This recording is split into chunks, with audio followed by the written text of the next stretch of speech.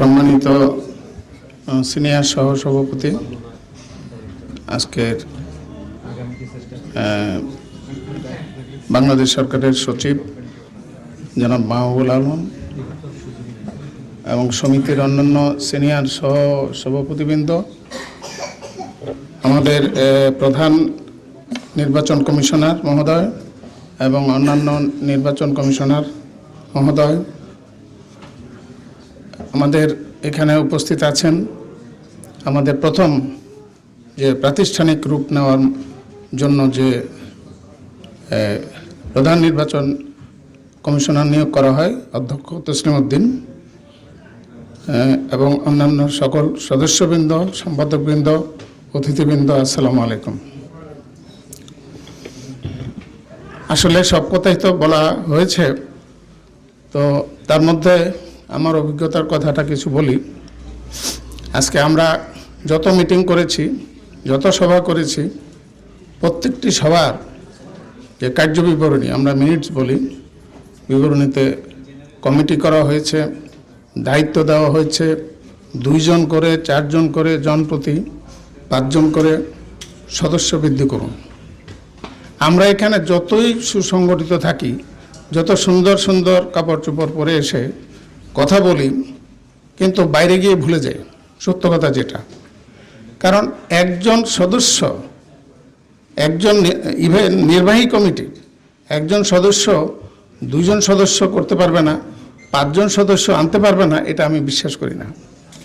কারণ আজকে আহমদ আলী সাহেব যেভাবে 10-12 জন, জানি না ওনার কী উদ্দেশ্য, ইলেকশন করবে কিনা, তো যেভাবে 10-12 জন নিয়ে আসলো, 10-12 জন নিয়ে আসছে, এটা আমরা অভিনন্দন জানাই। তো এইভাবে যদি আমরা সবাই প্রতিজ্ঞা করি, সত্য কথা যেটা, সেটাতে আমরা কিন্তু অনেক বেশি সাফল্য অর্জন করব। আর আপনারা জানেন, আগে আমাদের যখন এই সংগঠন আপনার রেজিস্ট্রেশন হয়নি, তখন কিন্তু বলা ছিল শুধু ঢাকায় যারা বসবাস করে তারাই সদস্য হতে পারবে, হাইমচরের যারা ঢাকায় বসবাস করে। এরপরে কিন্তু আমরা রেজিস্ট্রেশনের সময়টাকে ওয়াইড করে দিয়েছি যে কোনো এলাকা থেকে, হাইমচরের বাট অরিজিনালি হাইমচর। সেকেন্ড হলো বিশ্বব্যাপী হতে পারবে, যার জন্য আমরা ডাইনামিক ওয়েবসাইট করেছি, যেখানে অনলাইনে আপনি অ্যাপ্লাই করে আপনি সদস্য হতে পারবেন। এরপরও সৌভাগ্যক্রমে একটা জিনিস বা দুর্ভাগ্যক্রমে আরেকটা জিনিস, যে আমরা কিন্তু নির্বাহী সমিতির, আমাদের সমিতির নির্বাহী কমিটির সকলের স্ত্রী বা তার হাজব্যান্ডকে এখানে সদস্য করার কথা। তা আমি ছাড়া কেউ হয়েছে বলে আমার মনে হয় না এখনো সদস্য। আমার ওয়াইফই এখানে সদস্য হয়েছে। না নাই, বাট ইয়েতে তো আছে। বাট আমি সভাপতি হিসাবে আমি করলাম, আপনারা যদি করতেন তাহলে তো আরো 30 জন বাড়ত।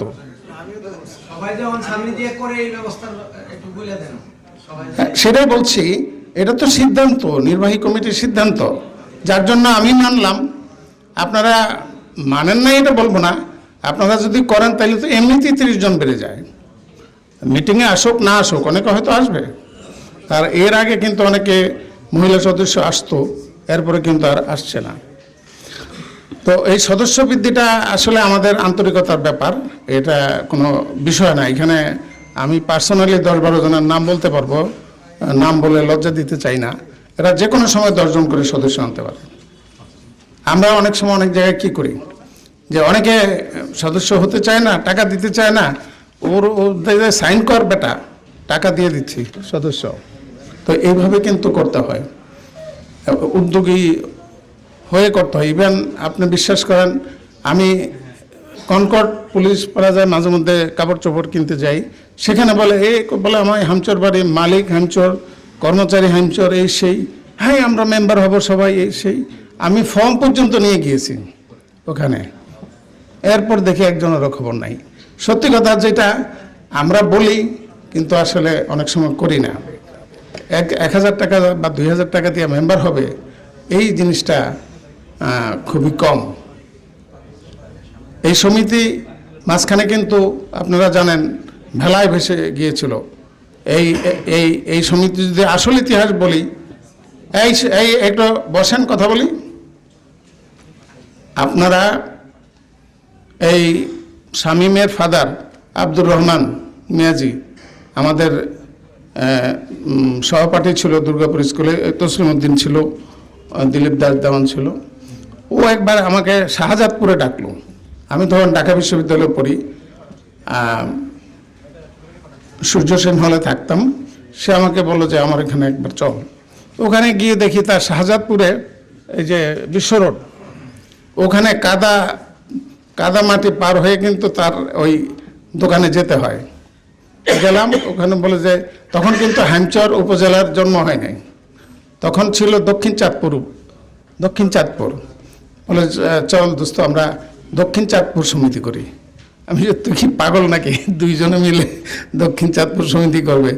এরপরে আমরা যাক ওখানে ওইটা শেষ। ওখান থেকে কিন্তু কিছু শুরু করেছিল সে, কিন্তু বাস্তবে লোকজন পাওয়া যায়নি। আর আমরা তখন স্টুডেন্ট, আমরা আর কি করব। এরপরে যখন এ.কে.এম. মুজিবুর রহমান সাহেব, মরহুম এ.কে.এম. মুজিবুর রহমান সাহেব আমার ফুফাতো ভাই, শ্রদ্ধেয় ফুফাতো ভাই, উনি আমাকে একদিন ডাকলেন। চলে আসলাম ওই যে মেজর জেনারেল জীবন কানাই দাস সাহেব যেখানে বসেন ওখানে ইস্কাটনে, সেখানে আমাকে ডাকলো। এই আবার আমরা শুরু করলাম। তখন কিন্তু বেশ জোয়ার দেখলাম, 20-25 জন আসতো এবং খুব কর্মকাণ্ড ছিল। হঠাৎ করে দুর্ভাগ্যজনকভাবে ওনার স্বাস্থ্য খারাপ হয়ে গেল, অসুস্থ হয়ে গেল এবং উনি মৃত্যুবরণ করলেন। এরপরে স্বাভাবিকভাবেই নেক্সট যে আছে সিনিয়র, তাকে দায়িত্ব দিতে হয়। যদিও আমাকে নিতে বলা হয়েছিল, কিন্তু আমি নিইনি। আমি কেন সিনিয়রকে অশ্রদ্ধা করব? বাট আমরা we have supported them like anything. But কিন্তু যে ভেলায় চলার মতো একটা অবস্থা, কোনো কাগজ নাই, কলম নাই, আলোচ্যসূচি নাই, প্রোগ্রাম নাই। তো তখন দেখলাম যে ইভেন আপনারা জানেন করোনাকালীন সময় আমি কি করেছি আমি বলতে চাই না পার্সোনালি। সমিতি কিচ্ছু করে না, একটা টিস্যু পেপার দেয়নি হ্যাংচরে। আমরা সিলিন্ডার পর্যন্ত পার্সোনালি পাঠিয়েছি, সমিতি করে না। এই পর্যায়ে আমরা তাদের সাথে কথা বললাম যে আপনারা একটা টিস্যু পেপার দিতে পারেন না 2 বছরে। তা এই কিন্তু ভাঙ্গন মিন্স আমরা বের হয়ে আসলাম যে না, এদের সাথে আমরা এটাকে প্রাতিষ্ঠানিক রূপ দিতে পারবো না, সাংগঠনিক রূপ দিতে পারবো না, শৃঙ্খলিত রূপ দিতে পারবো না। এরপর আমরা যখন করলাম সবাই, আমরা এমন সব টিম পেলাম যে আমরা ইলেকশনও করলাম, ইলেকশন কমিশন করলাম এবং সুষ্ঠুভাবে নির্বাচন হয়ে আমরা কিন্তু প্রাতিষ্ঠানিক রূপ দিয়েছি। এবং এরপরে আমাদের যে রেজিস্ট্রেশন হওয়া, কত যে কষ্ট। এনএসআই অফিসে নাম, অনেকেই বুঝতে পারবেন যে এনএসআই অফিসে কিভাবে আমাদের বিরুদ্ধে কাজ করতেছিল, যে যাতে রেজিস্ট্রেশন না পাই। কারণ এটা কিন্তু এনএসআই পর্যন্ত যায়, এনএসআইয়ের ক্লিয়ারেন্স লাগে পলিটিক্যাল এর জন্য। বাট যে সামহাও এটা আজাদ সাহেবেরও ছিল, ভাড়া ছিল একজন, আমারও একজন ছিল প্রধানমন্ত্রী অফিসে তৎকালীন। আমরা কিন্তু এটা করাইছি এবং প্রধানমন্ত্রী অফিসে যে ছিল তাকে বললাম যে ভাই মাপ চাই, রেজিস্ট্রেশন আর লাগবে না। 4-5 মাস এই অবস্থা গেল। বলে যে না, আপনি না চাইলেও করবো আমরা এটা। Then we have done. তার মানে কি, আপনি এখন পুরা লিগ্যাল একটা এটা প্রতিষ্ঠান, অর্গানাইজেশন। এরপরে আপনার ধরেন আমাদের অনুষ্ঠানগুলো অনেক বড় বড় হয়েছে এবং এখানে পলিটিক্যাল কথা বলছি না। যেই মন্ত্রী হোক, কালকে যেই মন্ত্রী হোক তাকে আমাকে ডাকতে হবে, কালকে যে এমপি হোক তাদেরকে ডাকতে হবে, যেহেতু আমাদের সংগঠনে এইভাবে লেখা আছে। এবং অনেক বড় বড় অনুষ্ঠান করেছি এবং আপনার এখানে যেসব ডেভেলপমেন্টের কথা বলা হয়েছে, এই ডেভেলপমেন্টগুলোর মধ্যে আপনার এই সমিতির প্রস্তাব থেকে অনেক বেশি করা হয়েছে এবং এখনও যা বলা হচ্ছে। আমাদের মাহবুব সাহেব এখন যেহেতু একটা খুবই গুরুত্বপূর্ণ পজিশনে আছে, সেখান থেকে আমরা আরও অনেক কিছু কাজ আদায় করতে পারবো বলে আমরা আশা করি। আর এরপরে ওখানে এলাকায় আপনি আজকে ওই দিন একটা ইউটিউবে দেখলাম, একজন বলছেন পলিটিশিয়ান, নাম বলছি না, যে হাইমচরে আর ইকোনমিক জোন করার দরকার নেই। চাঁদপুর শহরে নাকি কোন জায়গায় 20% না কত শতাংশ খাস জমি আছে, ওখানে নাকি ইকোনমিক জোন করা যায়। আর এই ইকোনমিক জোন করার মতো, ইকোনমিক জোন বানান করার মতো সক্ষমতা তো অনেকের নাই। তারা যদি এই কথা বলে যে 20 কাঠা 20 একরের মধ্যে ইকোনমিক জোন করতে চায়, যেখানে 10,008 একর জমি সরকার বন্দোবস্ত দিয়েছে অলরেডি, এবং এটা প্রাইম মিনিস্টার অফিস থেকে অর্ডার হয়েছে যে হাইমচরে ইকোনমিক জোন 2, ওটার নাম দিয়েছে 2, আর মহত্তব এটা ছিল 1। পরে সরকার আবার 1টাকে ক্যান্সেল করেছে, 2টাকে রেখেছে। ওটা কিন্তু ওই অবস্থায় আছে এখনো। এবং এই প্রস্তাব কিন্তু এই হাইমচর সমিতিরই অহংকার। হাইমচর সমিতির থেকে এই প্রস্তাব উঠেছে, হাইমচর সমিতির থেকেই ওখানে ভিজিট করা হয়েছে। তখন স্বপন ভাই, মুজিবুর রহমান সাহেবও ছিল, আমরা সবাই ভিজিট করেছি এবং প্রেজেন্টেশন দেওয়া হয়েছে, তারপরে এটা প্রস্তাব করা হয়েছে। এখন আপনি বলেন 20 একরের মধ্যে শহরের মধ্যে ইকোনমিক জোন করবেন। আপনি জানেন ইকোনমিক জোন করতে কতটুকু জায়গা লাগে? 500 একর জমি লাগে, 1000 একর জমি লাগে এক একটা ইকোনমিক জোন বা ইপিজেড করতে। তো জিনিসটা তো জানতে হবে, বুঝতে হবে, তারপরে করতে হবে। এনিওয়ে, আমি আরেকটা ধন্যবাদ দিতে চাই। মাহবুব সাহেব এখানে মহাপরিচালক থাকার কারণে 2বার ছিলেন এখানে, আবার এখনও মন্ত্রণালয় আছে, এখনও সংশ্লিষ্টতা আছে। বিধায় আমরা এত সুন্দর পরিবেশে এবং অনেক কম খরচে, অর্ধেক খরচে আমরা কিন্তু অনুষ্ঠানগুলো করতে পারি। এই জন্য তার জন্য একটা হাতে তালি দেওয়া উচিত আমাদের। তারপরে আমাদের এই প্রধান নির্বাচন কমিশনারকে আমরা ধন্যবাদ জানাই, এবং নির্বাচন কমিশনার মহোদয়দেরকেও ধন্যবাদ জানাই। আপনারা অক্লান্ত পরিশ্রম করেছেন। আজকে কিন্তু আমার বিদায়ের পালা, কারণ আমাদের যখন এই কনস্টিটিউশনটা গঠনতন্ত্র করা হয়, তো সবাই মিলে বলেছে, আমাদের এখানে কিন্তু আছে তারা, যে কনস্টিটিউশনটার জন্য সভাপতির পদটা ওপেন রাখি, যেন কিয়ামত পর্যন্ত থাকা যায়, তাই না? তো আমি বললাম যে এটা করা ঠিক হবে না, কারণ এটা যদি আমরা করি তাহলে মনে করবো যে আমরা ইন্টেনশনালি এটা করছি, যে কিয়ামত পর্যন্ত থাকার জন্য। কিন্তু আমি বলছি যে না, 2টা টার্মের বেশি কোনোভাবেই থাকা যাবে না। নতুন প্রজন্ম, ভালো প্রজন্ম, মধ্যম প্রজন্ম, তাদেরকে জায়গা দিতে হবে। তারা করুক, আসুক। কারণ আমি যে সবচেয়ে ভালো তাও না, আরেকজন যে সবচেয়ে ভালো তাও না। পরিবর্তন আসা দরকার, তাহলে মানুষের মধ্যে উৎসাহ, অনুপ্রেরণা অনেক বেশি হবে।